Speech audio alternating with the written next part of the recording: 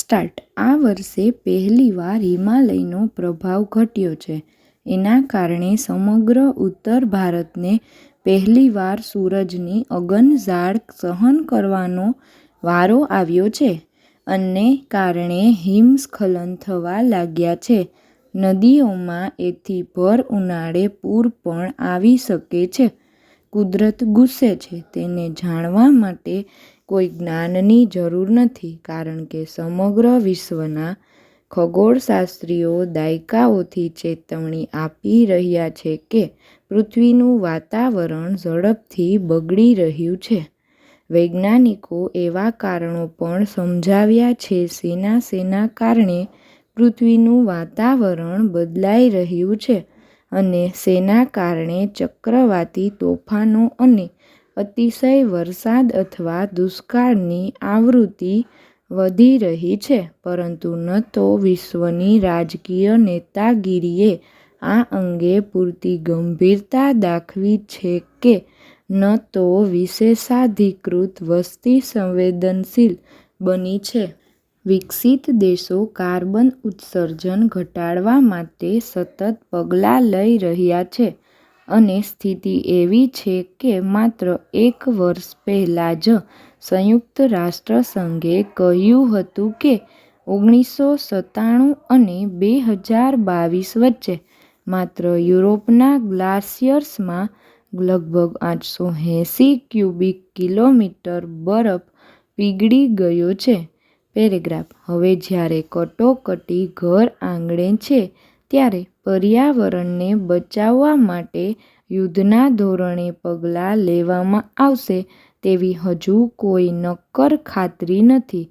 ઉત્તર ભારતમાં જ્યારે 47 ડિગ્રી સેલ્સિયસથી ઉપર તાપમાન પહોંચી ગયું છે અને હવામાન વિભાગ ગરમીના રેકોર્ડ તૂટશે તેવી જાહેરાત કરી રહ્યું છે, તે જ સમયે ઉત્તર-પૂર્વ સિક્કિમમાં મુશળધાર વરસાદથી થયેલા ભૂસ્ખલનને કારણે લગભગ 2000 પ્રવાસીઓએ એરલિફ્ટનો સમય આવી રહ્યો છે.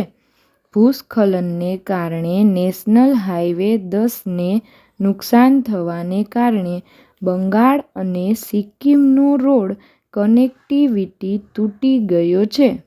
એક તરફ અસહ્ય ગરમી અને ગરમીના કારણે લોકો જીવ ગુમાવી રહ્યા છે, તો બીજી તરફ ભૂસ્ખલનને કારણે લોકો મૃત્યુ પામ્યા હોવાના અહેવાલો છે. આ બનાવો વચ્ચે કુદરત શાસન પ્રણાલી અને માનવીય ધીરજ અને શાણપણની પરીક્ષા લઈ રહી છે. વહીવટીતંત્રની પરીક્ષા એટલા માટે કે પાણી અને વીજળીનો અવિરત પુરવઠો એ તમામ રાજ્ય સરકારો સામે એક મોટો પડકાર બની ગયો છે. અને શહેરીજનોની કસોટી એ અર્થમાં કે આપણે ચોમાસાની ધીરજપૂર્વક રાહ જોઈને પર્યાવરણને વધુ ન બગાડવાના શું કોઈ પાઠ શીખ્યા છીએ? જો કે ઉત્તર ભારત ચોમાસાની આતુરતાપૂર્વક રાહ જોઈ રહ્યું છે, જેને હજુ વાર છે, તેની ઝડપ પણ નજીકથી નજર રાખી રહેલા હવામાનશાસ્ત્રીઓનું કહેવું છે કે આ મહિનાના અંતમાં ઉત્તર ભારતીય રાજ્યોમાં ચોમાસું સંપૂર્ણ રીતે સક્રિય થયા પછી જ ગરમીમાંથી રાહત મળશે. જો કે પહેલા હળવા વરસાદથી રાહત મળી શકે છે. આ વર્ષે મધ્યમ ચોમાસાની આગાહી ખેડૂતો માટે ચિંતાના સમાચાર છે. આપણા શહેરો માત્ર પાણી ભરવા અને લાંબા ટ્રાફિક જામ માટે હેડલાઇન્સમાં રહે છે. તેવી જ રીતે મકાન બાંધકામ વિભાગે પણ શહેરોમાં જર્જરિત ઇમારતોની ઓળખ કરવી જોઈએ અને જરૂરી સાવચેતીના પગલાં લેવા જોઈએ. જો કે ખરાબ હવામાનથી ગરીબ લોકો સૌથી વધુ પ્રભાવિત થાય છે, પરંતુ આ વખતની કાળઝાળ ગરમીએ સુવિધાસભર લોકોને પણ કહી દીધું છે કે કુદરત તમને છોડશે નહીં. શનિ રવિના દિવસે કોંક્રિટના શહેરી જંગલોમાંથી પહાડો તરફ ભાગી જનારાઓ માટે બહુ રાહત નથી, કારણ કે મસૂરી, દહેરાદૂન જેવા સ્થળો પણ હવે તપવા લાગ્યા છે. પ્રગતિની ઇમારતો બાંધતી વખતે આપણે કુદરત સાથેના સંવાદિતાને ખલેલ ન પહોંચાડીએ તો સારું રહેશે. તો આપણે ચોમાસાની રાહ જોવાની આવી તકલીફ વેઠવી ન પડે. પેરેગ્રાફ. આ વર્ષની ગરમીને લઈને છેલ્લા ઘણા મહિનાઓથી જે સંકટનું સ્તર અનુમાન કરવામાં આવી રહ્યું હતું તે ફળીભૂત થઈ રહ્યું છે. દિલ્હીમાં તીવ્ર ગરમીના મોજાને કારણે 20થી વધુ લોકોના મોત થયાના સમાચાર છે અને આ સંખ્યામાં વધારો થવાની દહેશત છે.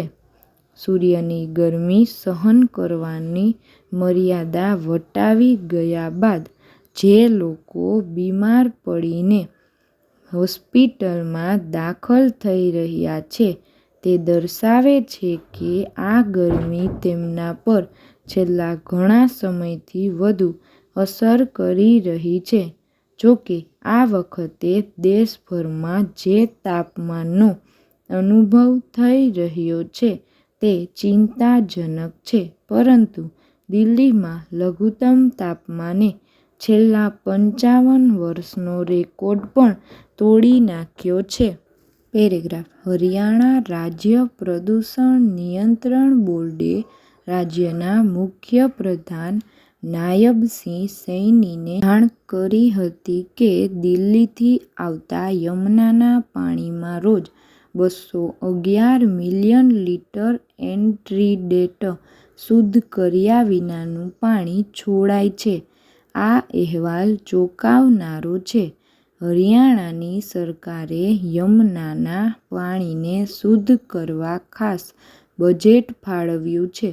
મુખ્ય પ્રધાન સૈની 211 મિલિયન લિટર પાણીના કારણે ઊભી થતી સમસ્યા નિવારવા દિલ્હીના મુખ્ય પ્રધાનને મળવાના છે.